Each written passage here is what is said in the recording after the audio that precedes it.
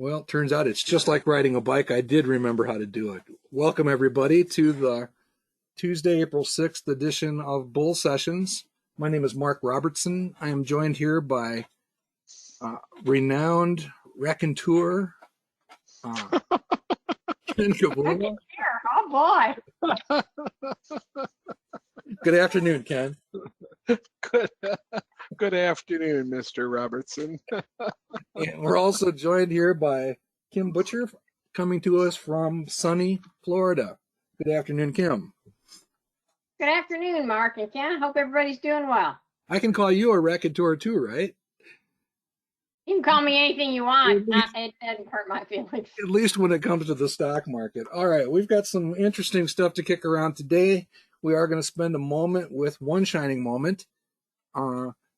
Did want to take a moment just to underscore the way that the modern investment club movement talks about and looks at and understands exponential growth, and talk a little bit about finding places to hide cash and proceeds from sales. I will confess that I sold my global cord blood and have only reinvested a portion of the proceeds from sale. I did buy some Costco recently, but while I'm shopping, and that shopping could take weeks, if not months, we'll talk about places where you can stow your money and have it behave well for you and be ready to fully deploy later.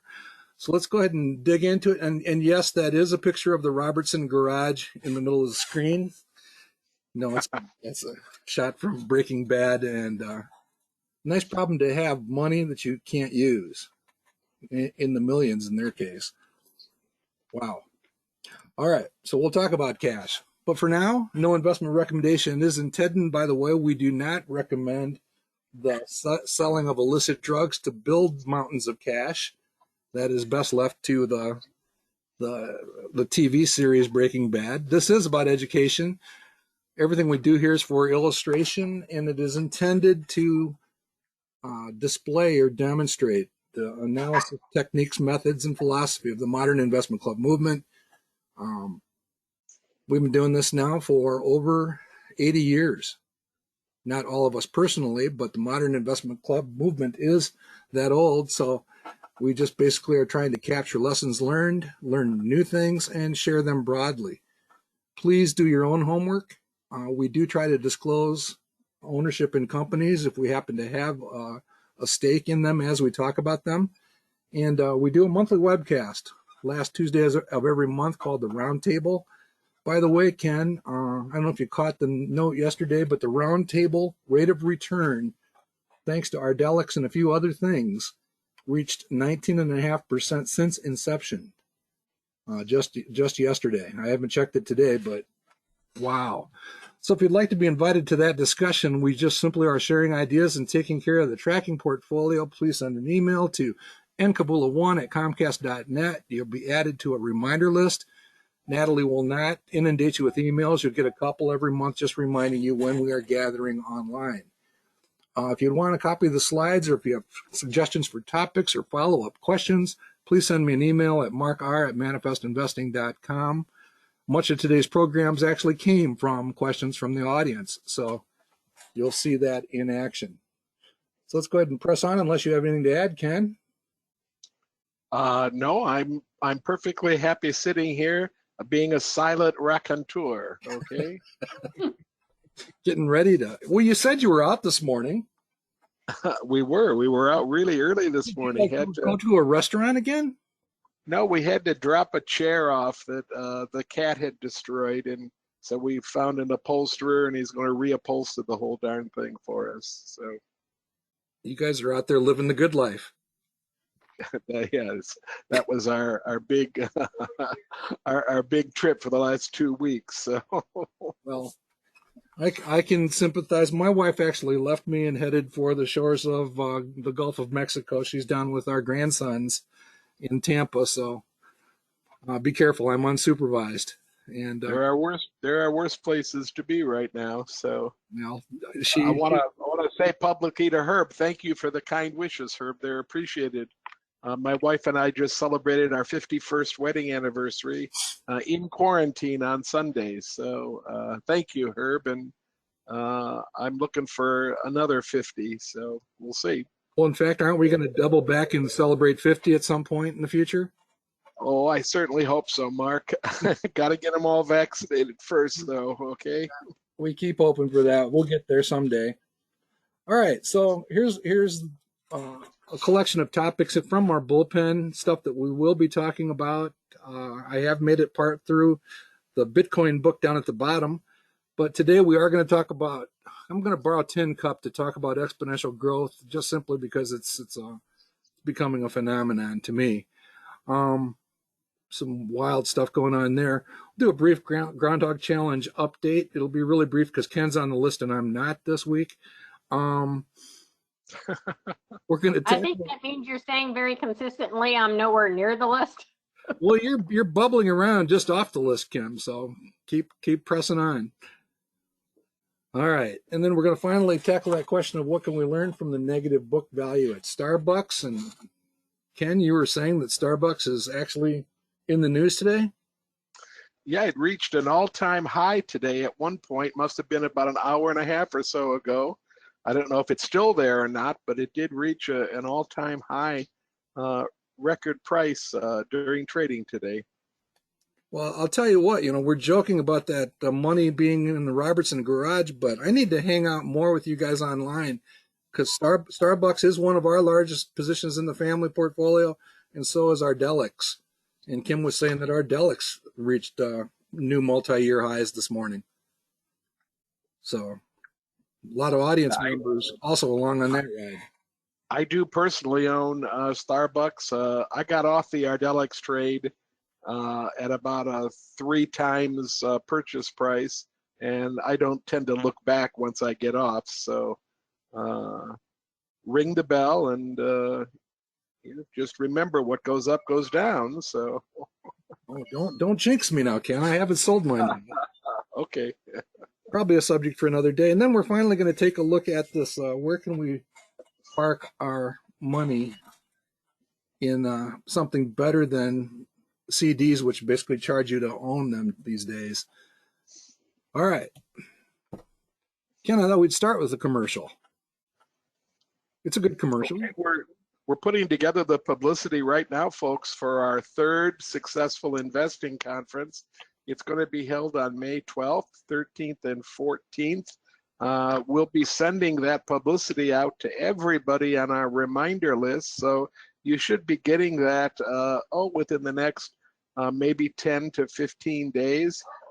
We don't want to send it out too early because we find that when it goes out too early, people tend to forget about the date. So we'll get it out there to you, and then we might remind you when it comes closer again.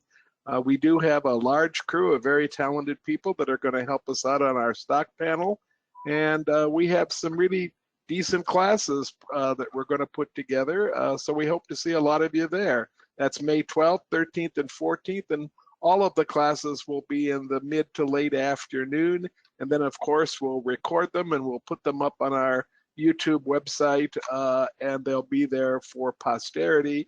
And for anybody that missed the live performance, they'll be there for you to check as well. Yeah, and I've been putting out this teaser for the last several weeks. This is actually the stocks that were picked last May. You can see the date there on May 14th, and a group of us made some selections. I'll show you in a second where you can go find those if you want to actually go back and listen to them. But I don't know about you, Ken, but anytime I get 87.7% over a trailing 10-month period, I'll take it. And that beats the market by some 52 percentage points. Wow. It's fun, and everybody on this list, I believe, is coming back, and we're adding a couple more panelists for this year. And all we can do is cross our fingers and hope for similar results. There are no losers on this list. I want to make sure now, Mark, you just said it beats the market by 52, but the relative return is 37.5. Is that, you mean it beats the market by 37.5? It does. The return on the S&P 500, actually the Wilshire 5000 is, I believe, 50.2%. So Okay. I did misspeak. I did misspeak. Yeah. So So yeah, there's the, but still, nobody's going to sneeze at a relative return of only 37.5%. So no, I'll take that anytime. So again, we'll uh, continue to track that. One of the things that we do different around here is we keep track of the stuff we talk about, and we own up to the times where we come up short, and we do celebrate when we get one right too. Just one more thing as a reminder, we usually leave this until the end, but I wanted to tie it to that previous page because we do have a YouTube channel. If you just search for Manifest Investing, you can find this. If you can't find it, send me an email and I'll help you find it. But I did want to point out that you can go back if you click on videos and then you scroll back a little ways, because we do archive all of the bull sessions, all of the roundtables, and I want you to notice that there's some educational stuff here, like the FDA pharma pipeline opportunity session that was done.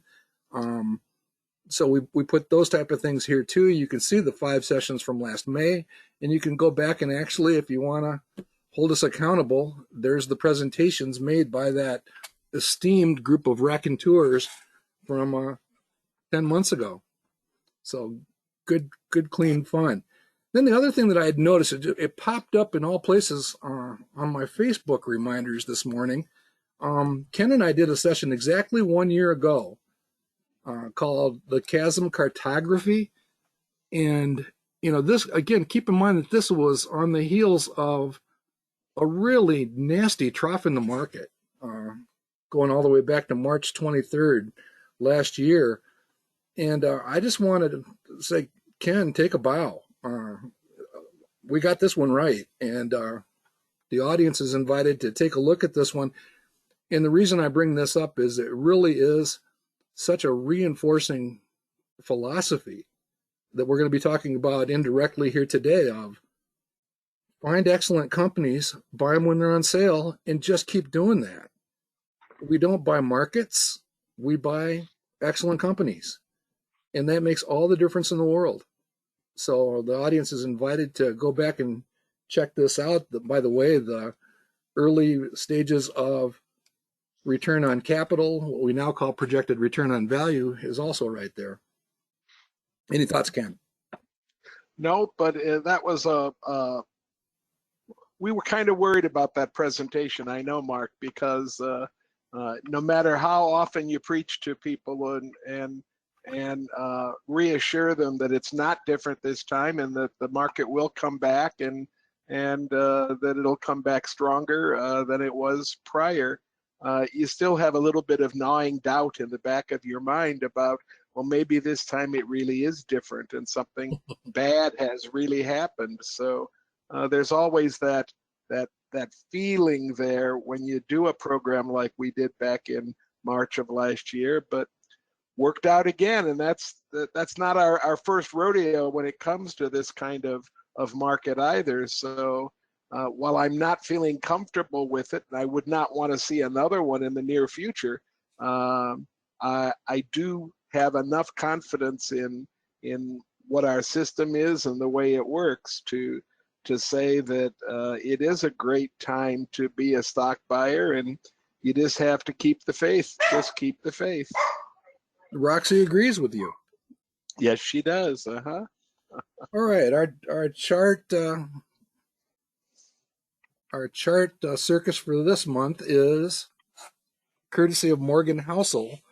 Morgan is a Motley Fool contributor, and he runs the collaborative fund. But this is just a reminder that I know Ken often likes to point out, that as we look at long-term performance, and we should have expectations that any one period of time, when you're talking about a day, I can't even believe that they put a day on this chart, but a day, and into a period of a couple of years, anything can happen. So therefore, we shouldn't be surprised by it. I know you've got some thoughts on this, Ken. What grabs you?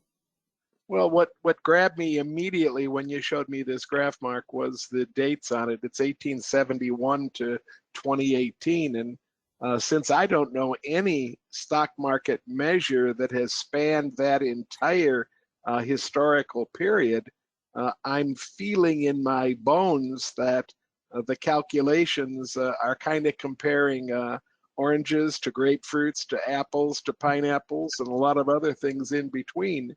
It's just I'm not real comfortable with any of this stuff that goes back prior to well, I've used World War II as a really nice dividing point. Mark likes to use 1941, I think, when the SEC first came into being.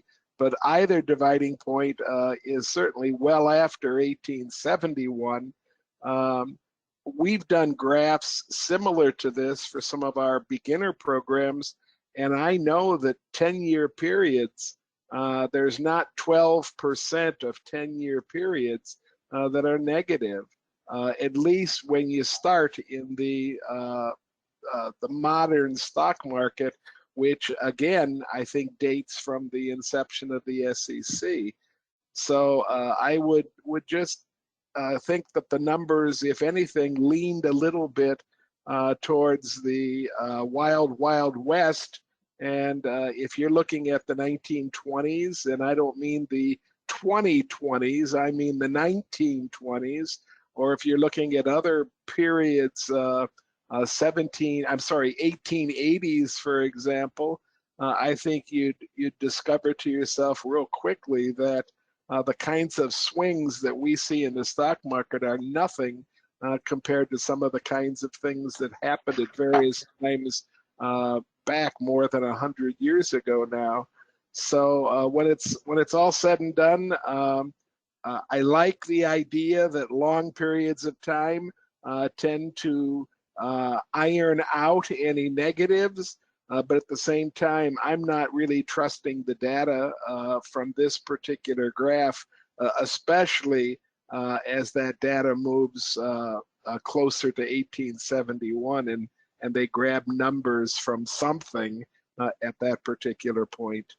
Yeah, I'm with you, Ken. 1941, that's the Investment Company Act, which basically cleaned up a lot of the stuff going on. The SEC started about 10 years before that, on the heels of the Great Depression. So I'm in agreement. I think these numbers are probably slightly exaggerated, but the message is the same. If you're an investor, truly a long-term investor, and when you start to get out to that 5 to 10 year horizon, it's not unreasonable to expect positive returns in most cases. Today's market is a little bit dicey. We'll talk about that in a few minutes. But again, over a lifetime of investing, when you've got that amount of time, the stock market is the place to be, for sure. All right. Here's our Groundhog Challenge moment for this week. Again, we don't want to do this every week. At least now that I've fallen off the leaderboard, you can expect it to go away. Ken did make an appearance at number 34 there. He's been strutting around here like a rooster raconteur.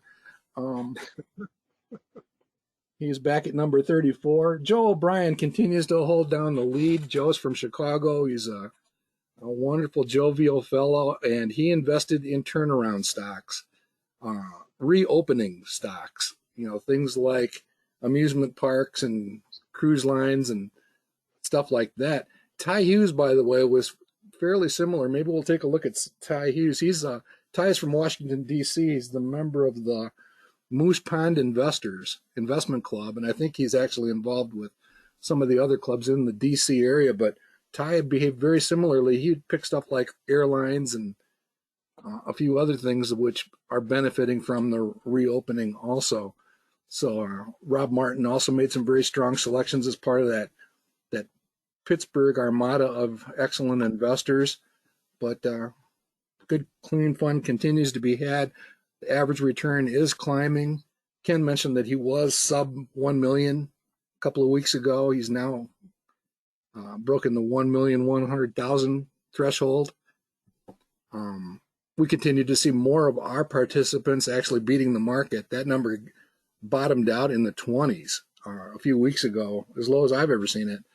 And our playful nudge at Kathy, because we have deep respect for Kathy and the way she does things, because she behaves similar to the modern investment club movement on steroids, but she would be 139th. Anything else you want to do you want to strut about it? Well, yeah, we've got Flint, Michigan, and your model clubs on there too. The model clubs are in the top 20, two of them. But it's just so interesting, Mark, to see so many familiar names, people that you meet at convention, people that we've met as we traveled around the country and shared meals with and shared war stories with and everything. Some of the people that sit on our panels and that have been notoriously good stock pickers for years and years. I kind of laser in on Saul Seinberg and Herb Lemkel, two directors from different parts of the country that just seem to have an innate sense of what's a good stock and what's not a good stock, and then have the courage of their convictions to put them on their lists all the time. So it's a very interesting list of folks, and the contest isn't close to being over. So I do think that this slide, at least once a month should be coming back into the bull sessions, just to remind people of where a fixed amount of money, because we're not changing any of the portfolios except to adjust for splits if they happen, and maybe adjust for mergers and acquisitions. But other than that, this money just, you pick it and then it sits there. And it's a very interesting exercise in humility. And it's also a very interesting exercise in how much money you actually can make with a thoughtful set of choices on a particular date, on a particular year.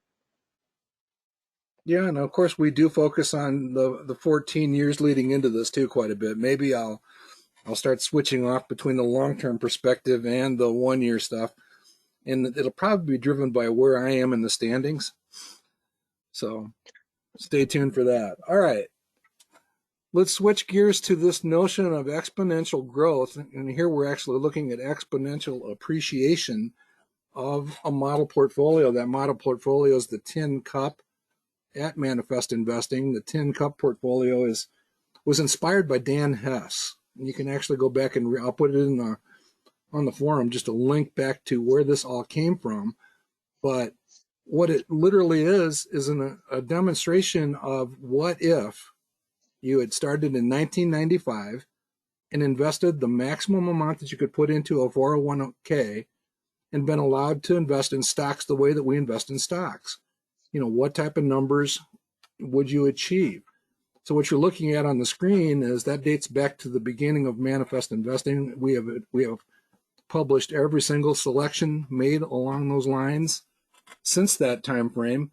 And what's fun is we were actually tickling up towards 4 million yesterday. We were right at 3,980,000 for a few minutes, and we may be over that today. I actually haven't looked today, but it's been quite a good run, and that run over the last year or so has been almost mind-numbing. From where I sit, and of course the Wilshire 5000, that's investing that maximum amount into the Wilshire 5000 index fund, VTSMX, and that's also a little bit hard to imagine too. That has edged up over 1.5 million, but I'm basically saying I like 4 better than 1.5 million. What are your thoughts, Ken? So this is actually going back and began in 1995, Mark? Yes. Okay. So at some point, a person that was in their normal kind of route towards retirement at some point, and not yet, but maybe in the next 10 or 15 years, would be taking what's there in the tax deferred accounts, 401k or 403b or whatever it happens to be, and they'd be converting it than to an IRA, which probably would be self-directed at that point then, right? Right. And then obviously it will become a source of income for a person down the Right. road. So the only thing stopping somebody from doing this kind of thing, especially a young person, is whether or not your particular employer would allow you to self-direct your 401k. Is that correct too? That's correct. And more of them allow it than will admit because it's a little bit more of a challenge. But what I found in working with the people here at Chrysler, we're actually just a few miles from Chrysler, now Stellantis world headquarters, is they have encouraged, they actually have a pretty close relationship with Merrill Lynch, who helps to administer the 401k. And they have encouraged and supported investing in stocks for quite some time. So they are out there. Well, I guess what I'm saying, Mark, is that it's very difficult for a young person, 20s, 30s, even early 40s, to invest tax-free without moving through the 401k process or the 403b process. And it's all the more important that maybe us older folks make it clear to some of the younger folks that one of the things you can do is lean on your employer.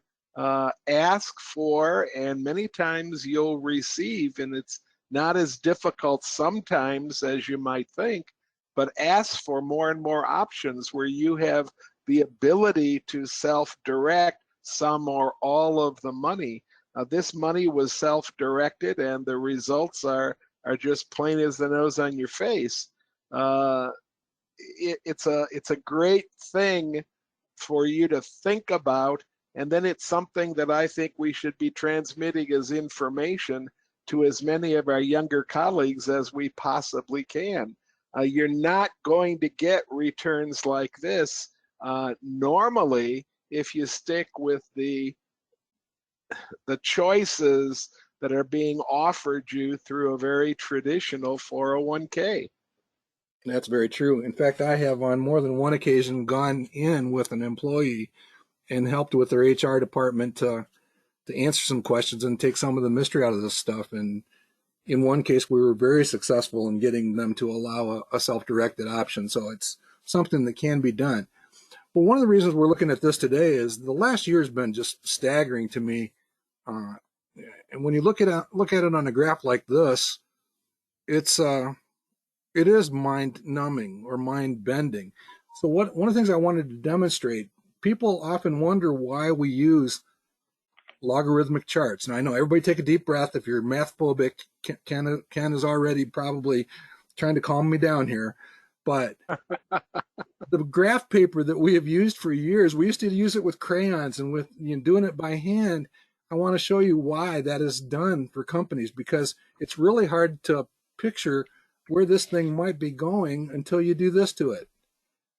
And that is putting it on the same paper, the same type of graph that we use when we're doing business model analysis. It's called a logarithmic chart, and basically a constant growth rate would graph as a straight line.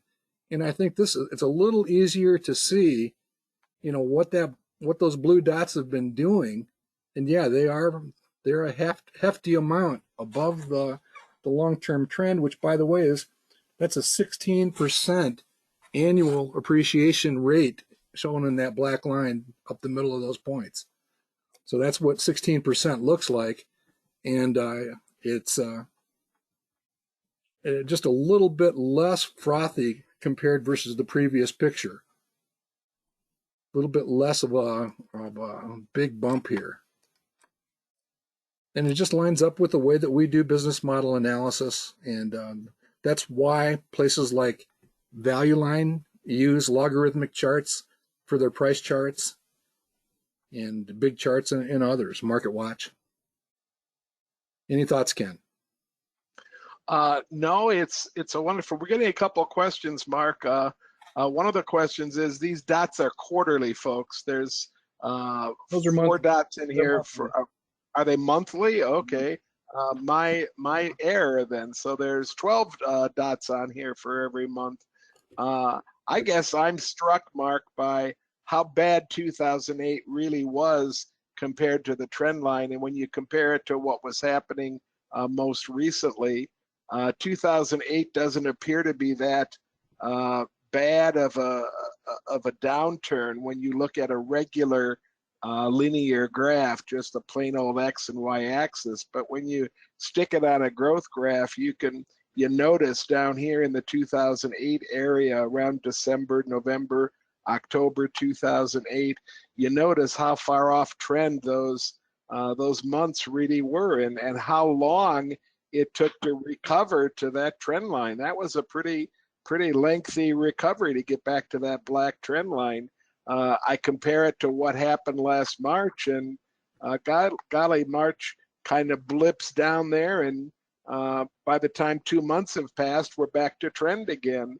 So all in all, the pandemic was very short-lived, and except for certain types of investments that are still not recovered, it appears that if you've chosen wisely, that you're well into positive territory again. It's striking to me how different the two recessions that I remember really are.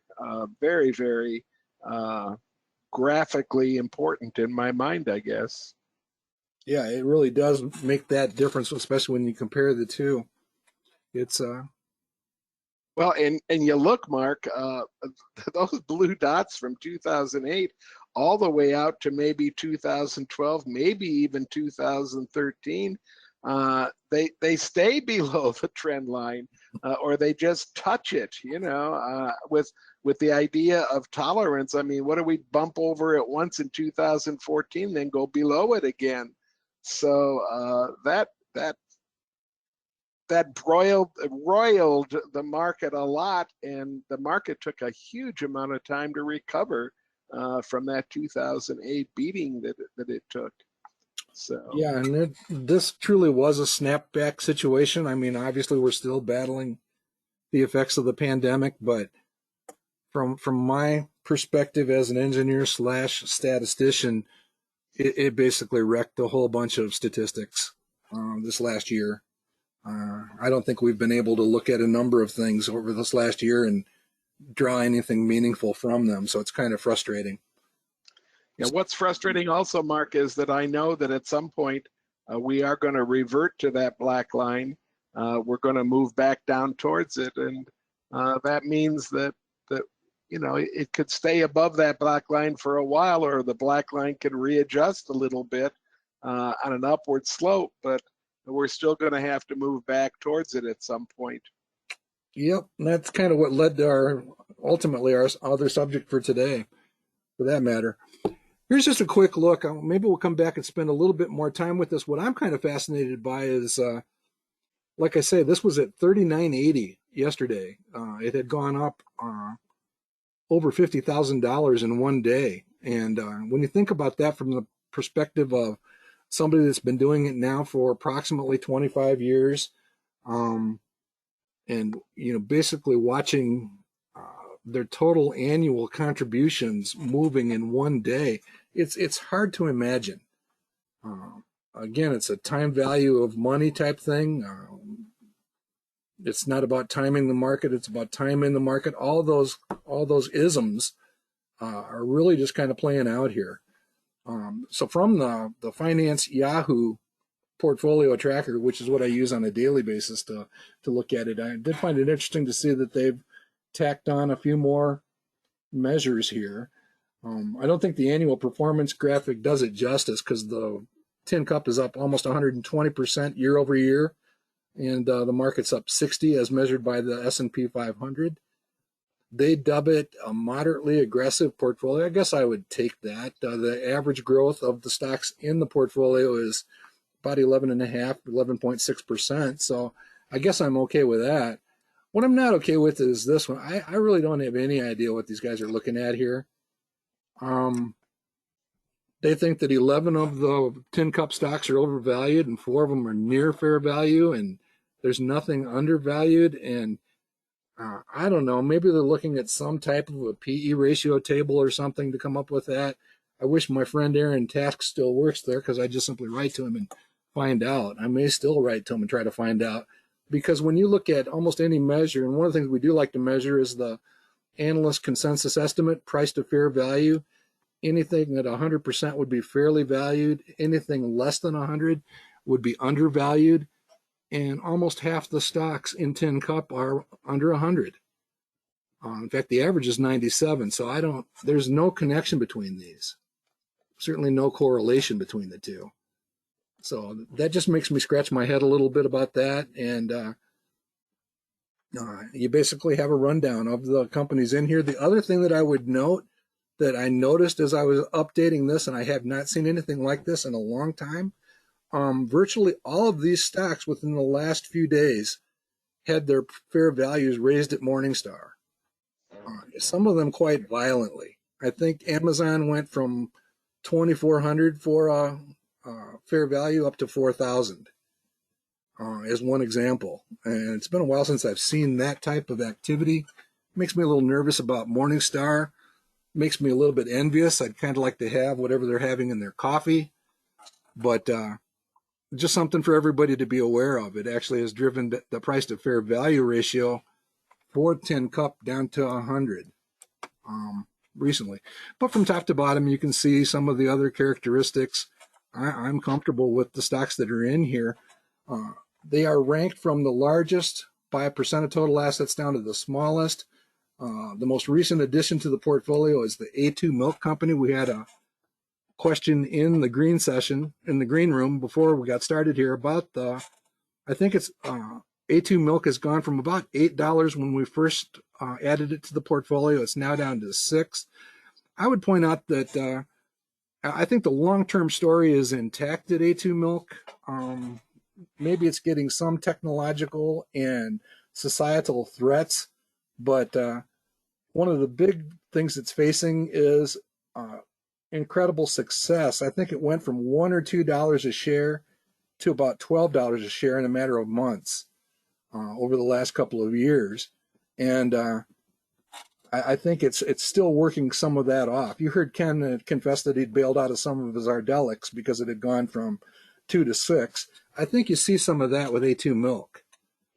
So in fact, we accumulated a few more shares of A2 Milk. It's still the smallest position in the Tin Cup portfolio, but I'm not terribly concerned. But we'll probably pull up a chart like this and dig into it a little bit deeper. I particularly will share if I get an answer from Finance Yahoo about how are they exactly measuring valuation. Any comments or questions, Ken?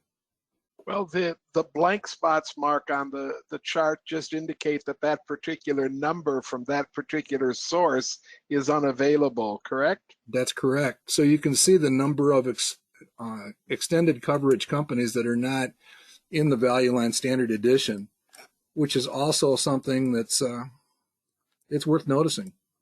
6 of the companies in the portfolio are what are dubbed small or mid cap by Value Line.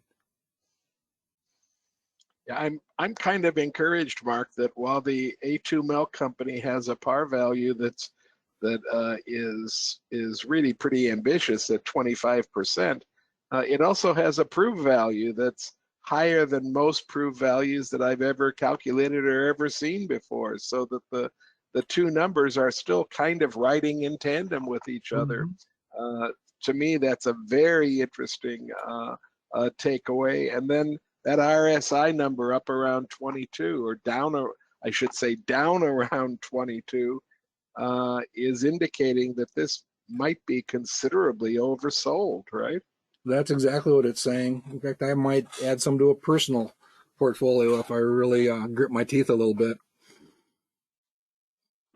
All right, so let's go ahead and press on. We can come back to this type of a chart in the future. Like I say, if we've got more to cover. I wanted to tackle this question, which has been in the bullpen for months.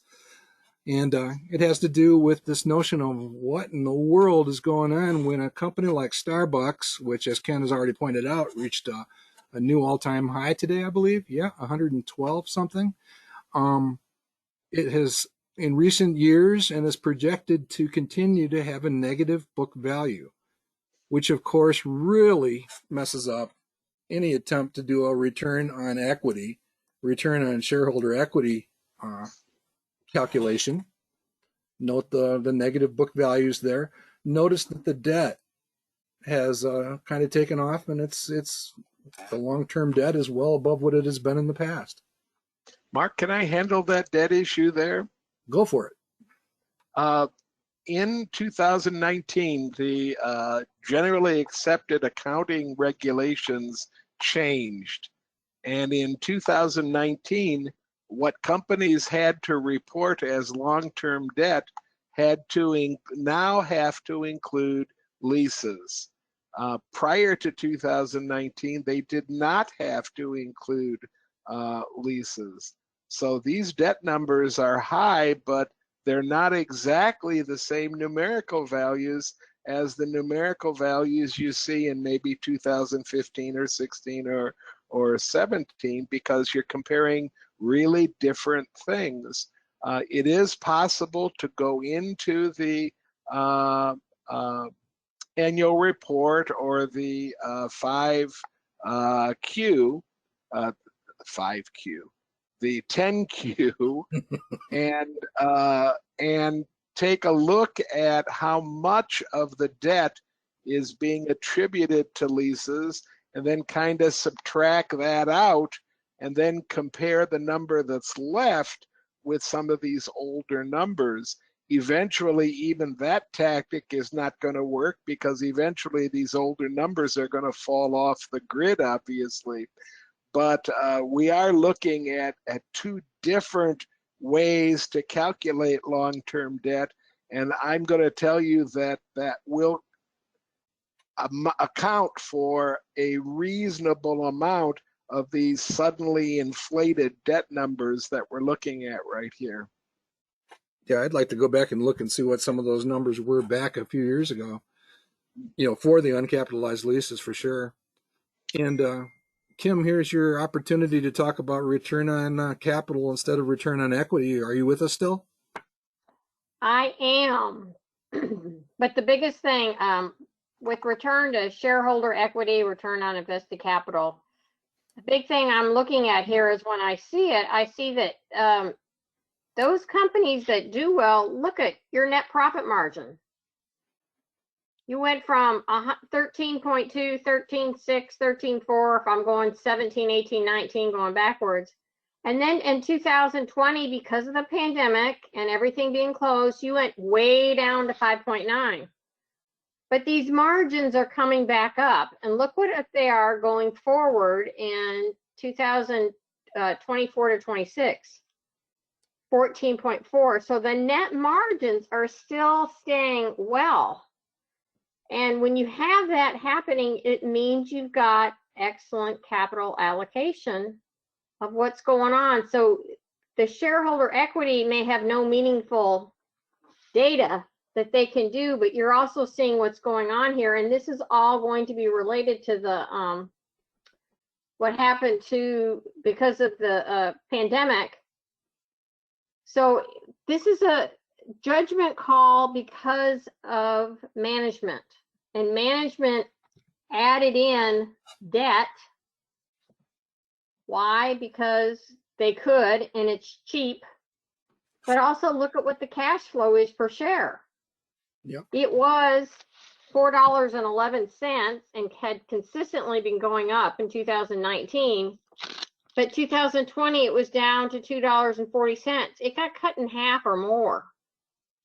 This year, they're expecting $4.15, then $4.80, and then going forward, $6.75. But when you have that cash flow per share, then they're going to have the extra money to pay down the debt and those leases, because I honestly don't have any idea of how much money they've always been paying in leases.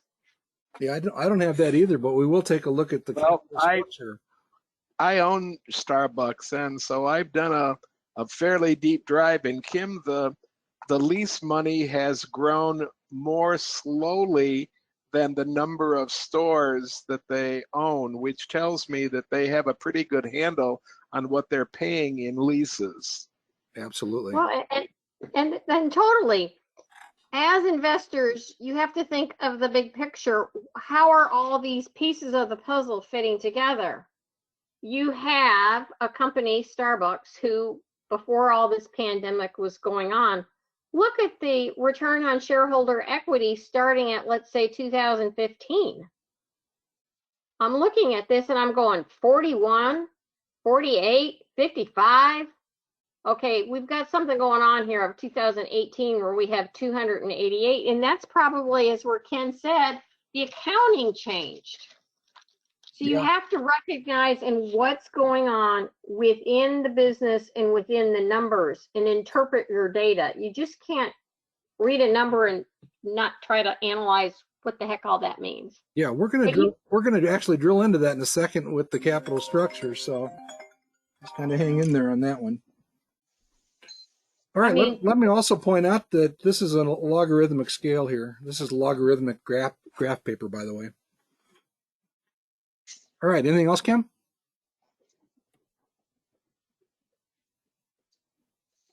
Okay, I think we're good to go. This is in the slides just to give you a quick look. It does show that 2020 was an outlier because they had to shut down. They had, in case many places around us, employees refused to come to work because of COVID. And that went on for quite a while. Traveling around the Midwest, you can still find a number of closed shops. So that has a lot to do with what's going on in 2020 and the downdraft here. And they do expect to return to the trend. But what I thought we would do is take a little bit of a closer look as to what's going on behind the scenes here. Upper left, those two side-by-side comparisons. And in the most recent Value Line report, I wanted to point out that they've slammed on the brakes when it comes to repurchasing shares. As little as 6 months ago, they expected to continue to drive down the number of shares outstanding. That changed with the most recent report. So they have basically decided to slow down the share repurchasing effort. I applaud that because look where the red line is. Again, they're buying stocks just like you and me. They were buying them back in droves in these two periods. And now they've basically slammed on the brakes for a while with their share repurchase. That's the right thing to do here. You can see that from 2017 up through what's expected in 2022, they were taking shares off the table. And again, they've slammed on the brakes a bit. So that's the first point that you kind of take away here.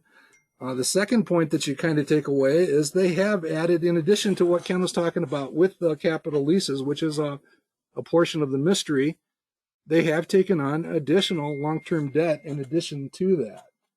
So you can actually see the total long-term debt over the last 5 years, including the projection for this year, has kind of crept up. Much of the capital lease thing is probably right there, Ken, but they have taken on more debt. The interesting aspect is that if you look at their effective interest rates, and this is probably skewed by the capital leases, maybe that's something we can dig into, Ken. They used to have an effective interest rate of 2 or 3%, and with the debt that they've piled on, they are up in the 5% range now, which is kind of a typical interest rate for a corporation like this. So you can see the drifting in capital structure that's gone on. And one of the things that I love about projected return on value, because you saw that the return on equity kind of got blown away by what they've done with their capital structure strategy.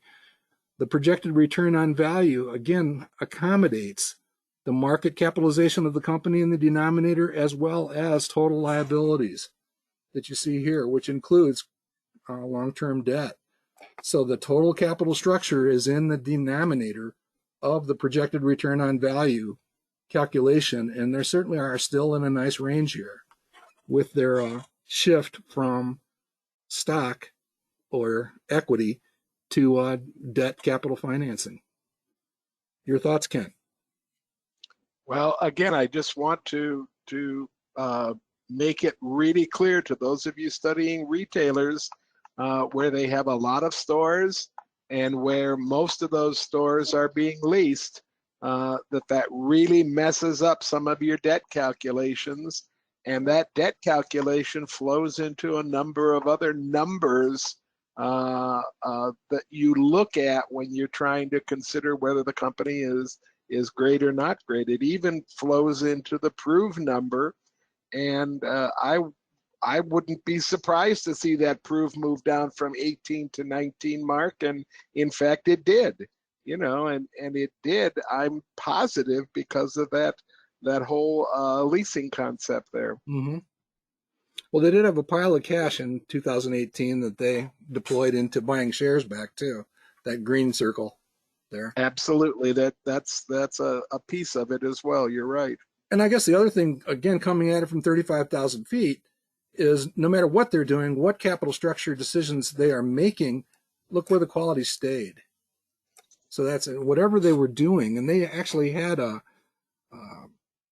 evolutionary moment about 10 years prior to this chart, where Howard Schultz actually came back to work. Everything that they're doing now, at least so far, is behaving as up pretty well. Yeah, I think it's important, Mark, also to mention that when you're looking at a retailer that is vibrant worldwide yet and growing store count by significant numbers, Starbucks is projecting store counts to grow almost 2,200 stores in the second quarter of this fiscal year. So when store count is growing like this, you have to look at more than just same store sales increase to try to calculate what the total sales growth will be over a 4 or 5 year period. So that the calculation becomes two-pronged. You have to look at what your open stores are increasing in sales, and that's not an easy task coming from close down, shut down to today. Mm-hmm. And then the other part of it is you have to look at the store count increasing, because those stores, when they come online, have a certain amount of sales growth attached to them as well. And then to muddy up the waters really, really nicely, Starbucks does not have a traditional calendar year fiscal year. So just when you thought you had a handle about what's happening because of what was happening in the macro economy, you have to move your mindset back 6 months because Starbucks' fiscal year doesn't match the calendar year. So things that you're thinking might have happened in 2020 for Starbucks might have been happening in fiscal year 2021 or 2019, depending on if it's fast or slow. So it's not the easiest of companies to sit down and analyze. And this whole idea about debt has made some of these retailers, Ulta Beauty, Five Below, and some of the restaurant chains, especially the casual dining restaurant chains, where a lot of their stores, their facilities are leased. It's made them much more difficult to sit down and try to wade through the numbers with. So you just can't do a shallow dive if you really want to get involved with some of these consumer discretionary stocks. Yeah, and I think I'll just make one last closing comment here that just dovetails with what Ken was just saying. When you're looking at a retailer like this, the number of stores is an important consideration. And in fact, Ben Carlson shared an article about the notion of saturation and cannibalization. I know that's a tough word to chew on, no pun intended. But this notion of terminal growth rates is something that you want to understand. Take a look at Ben Carlson's article. It's in This Week at Manifest in the reading material list. Well, it gives you a great reason, Mark, why Starbucks has moved into China full force ahead, even though it knows that it faces not the friendliest of governments to work with and not the easiest of governments to work with. but it's moved there because of this concept of saturation and cannibalization. Yep. I think they woke up one morning and decided that a storefront every 6 blocks in the major U.S. cities was probably enough. And at that point, you have to move elsewhere if you're going to keep growing.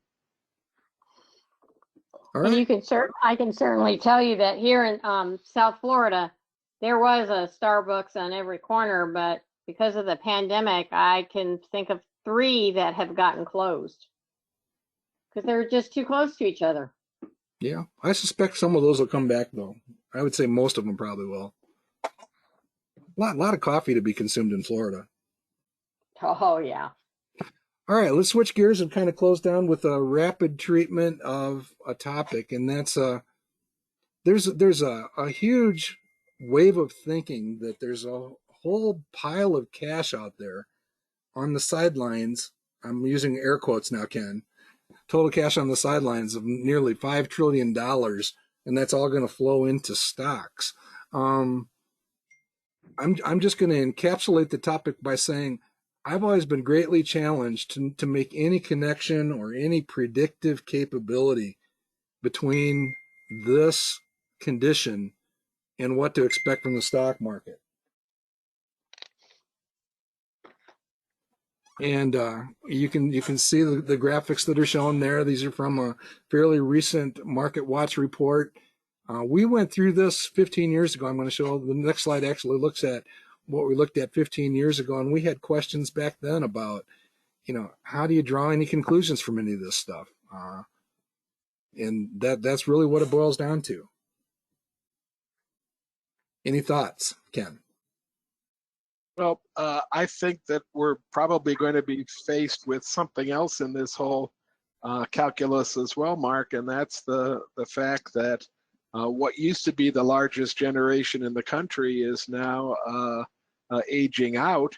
That's my generation. I'm at the very first wave of boomers after World War II, and that goes on for 20, 22 years of large, high birth rates in this country.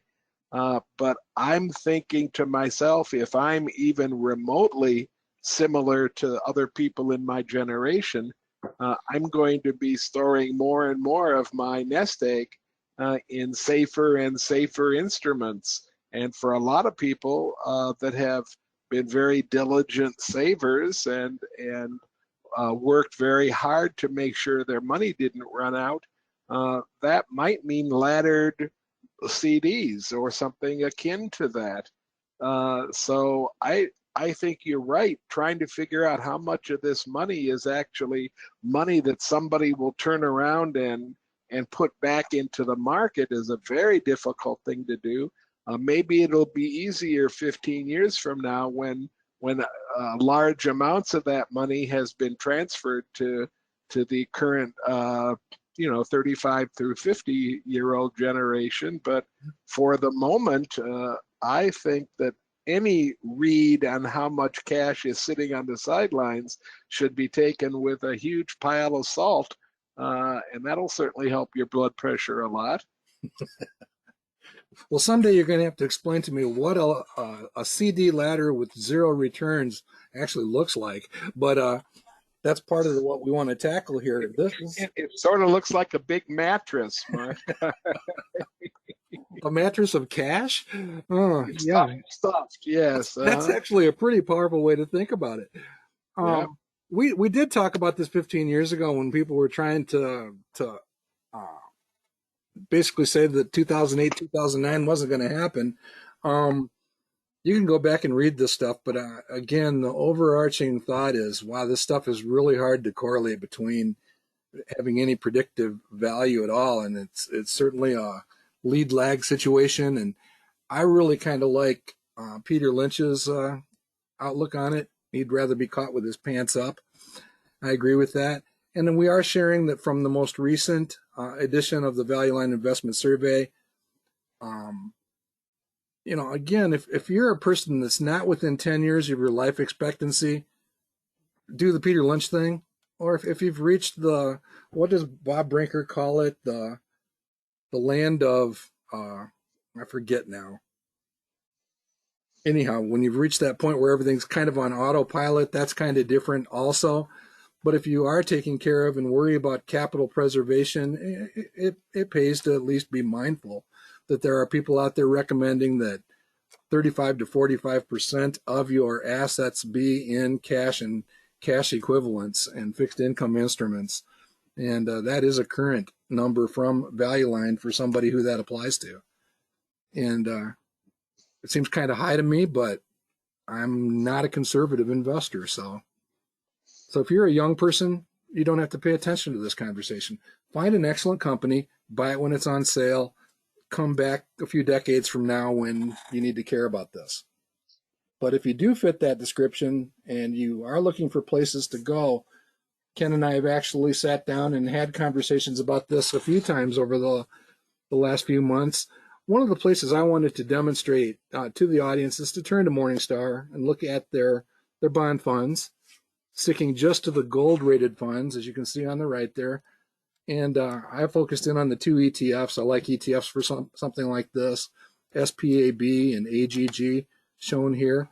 So these two, just to give you an idea of what to expect from an investment like this, what you see here is the total return. These are annual total returns based on the price.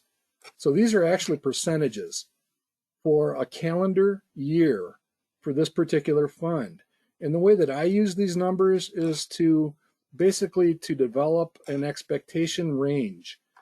Just looking at this, if I'm invested in this fund over the course of a year, I would expect anything from -3 to, let's say, 9%. I wouldn't be surprised by anything in that range. Is that a fair statement, Ken? I think it's an extremely fair statement, Mark. And along with that sentence that past returns are no guarantee of future returns, but 10 years of past returns probably can give us a decent range. And you might even say, with a little bit of wiggle room at either end of the range that we've set. Yeah, so in this case, you're talking about, if you look at the midpoint of this range, which would be 3%, which happens to line up pretty closely with that 5-year number. So 3% is a normal expectation, as low as -3, as high as 9 for an investment like this. So again, I hear from many people that I talk to that, buy bonds or go with something fixed income because it'll keep you from losing. That's not true. These investments also can lose a few percentage points. Now, they're not going to lose as much as, putting all your shares in a company like Amazon could potentially lose in a given year. That's true. So, the next one compares pretty favorably to it. Again, from -3 on the low side to, in this case, 8.5, 9, these are pretty comparable. We'll call it 8. So very similar situation. The 5-year returns and 10-year returns are there. So if you're looking for a place to park some cash for a few months and you're okay with, a 2.5 or 3% return expectation, willing to accept a nominal loss, this could be a place to turn to park it while you go shopping.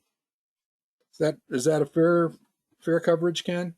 I think it's more than fair, Mark. It's very close to the presentation I made. I've been asked to join the investment committee from my fraternity, and we have some money to. We finally convinced the board that controls the money that sitting on it in a savings account did not make a lot of sense. Now that took 12 years to convince the board of that, but we've now convinced them, and now we have to suggest investments to make. And these are the types of investments that a very conservative board that is so deathly afraid of losing a penny, these are the kind of investments that they're a little bit comfortable with. I think there could be a little bit more aggressive investments, and maybe you're going to show us a few going forward here, Mark. Yeah, and that type of an entity, the endowment or whatever, they certainly have a time horizon greater than 10 years. Oh, absolutely, absolutely, yeah. All right, here's some other options. Jeff Gundlach is widely regarded as one of the best, interest vehicle investors in the world, or perhaps in history. This is his current fund, DLTNX, and again, you can see we're talking similar numbers, maybe a little bit tighter range, going from -1 to 9, so maybe a little bit higher expectation on average, but nothing out of the park. Dodge and Cox is very highly regarded, even on the equity side of things, but same situation here. You're talking about going from, -2 to, maybe 10. So again, a little bit different range, a little more potential, a little more risk to the downside, but a little bit better numbers here. So in terms of a parking place, again, that type of a thing. For very short-term funds, you can actually find them that are not expected to lose money over the short term. This would be CDs on steroids. If you really are fairly well convinced that you're going to be investing that money pretty soon, you are talking about a 1 to 3% return here. So something to be aware of. Notice the numbers here. It's a place to park. Same type thing with VNLA. Many investment advisors will use this type of a fund for that same reason, more in that 0 to 4 range in this case. So that's what you'd be dealing with. Now, for our approach to investing, though, what I'm going to propose is, if you're really doing this, over the decades, and you understand the dynamics of the market, and we pretty much are pretty well convinced that if you invest in higher quality stocks, look what Tin Cup did back in 2008, 2009. Many of our portfolios, although they get hammered from time to time, can actually recover kind of nicely. So what you're looking at here is the First Trust Rising Dividend Achievers. It's an ETF, ticker symbol RDVY. I think it's a great shopping list. Even if you're not looking for a comprehensive investment like this, you can check into funds like this and see if you can't spot some interesting opportunity. I noticed that one of Ken's recent favorites is right there in the middle. But what you're looking at here is, if I'm willing to say, okay, I will sleep at night with a -9, but I'm also willing to get 38 on the upside.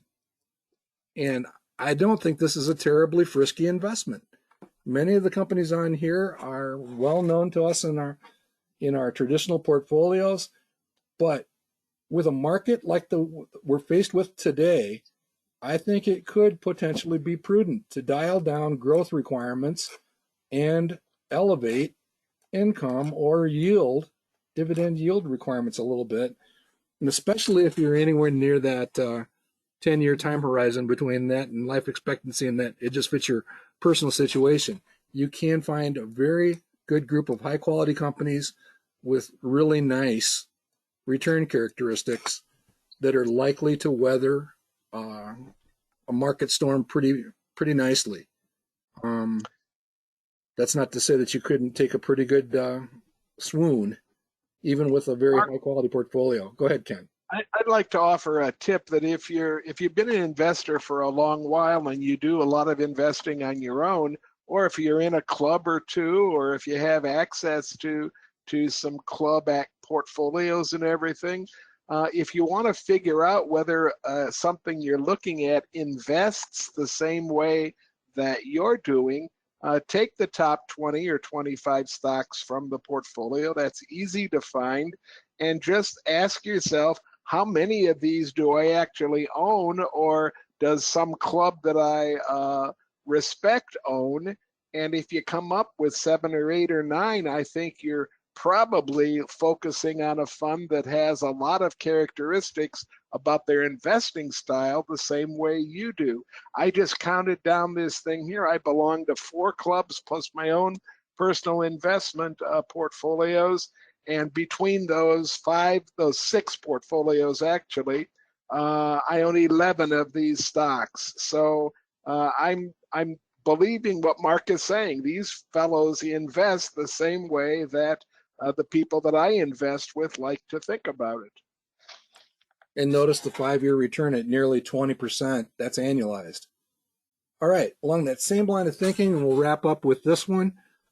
This one's a little more traditional. It's through Vanguard. It's VYM. The type of companies are the deepest of the deep blue chips that we talk about when markets get dicey. So in this case, a little less growth, but again, what we're doing is looking for a place to hide. A little more income, that's okay too. Those two things in combination say that you've dialed things down a bit. But again, excellent quality, pretty decent earnings per share stability, and pretty decent return characteristics from top to bottom for a fund like this. And notice that over the 5 and 10-year track record, we're talking about, somewhere in low double-digit return rates. Again, for any one given year, here's a -6. That would not cause me to lose sleep as long as this were the bigger picture. So again, using that same line of thinking that Ken was talking about, I think this one probably has even more of our typical community stocks in it. So as a place to hide, while I'm making a decision with real money, I'm comfortable with something like this also. Yeah, if you don't have portfolios to compare it to the top 50 or the top 100 in Better Investing magazine. Because while those might not all be buys on that list, that certainly is a pretty representative list of the kind of stocks that our community thinks are what we should be investing in. So again, I mean, you should be able to go down the list. You should be able to recognize half or more of the names, and I would suggest that if they're really investing the way you do, you should probably be owning 4 or 5 or 6 of these on this list. And then that's the other way to do it. Grab a handful of them and ride the storm out with companies like this. It's the reason that I bought Costco last week to do some riding the storm out. All right, so with that, we will stay open for questions if there are any, but I just wanted to close down with our weekly picture. And the actual title of that artwork is, you guys all know that we tend to stay away from bears on the pages of any of our presentations. But we made an exception here. That the title of that artwork is actually One Shining Moment. That's the theme of the NCAA championship on CBS. So my argument is I'm not sure Gonzaga even had a chance last night. Good stuff. All right. So with that, we'll be back a week from today. Thanks for attending. We appreciate you being out there. Let us know if you have any questions or would like follow up on any of these areas. And as always, thanks Ken and Kim. And we'll go ahead and shut down the recording and see if we have any questions to field. Thanks, everybody. Good hunting. Mark, I have a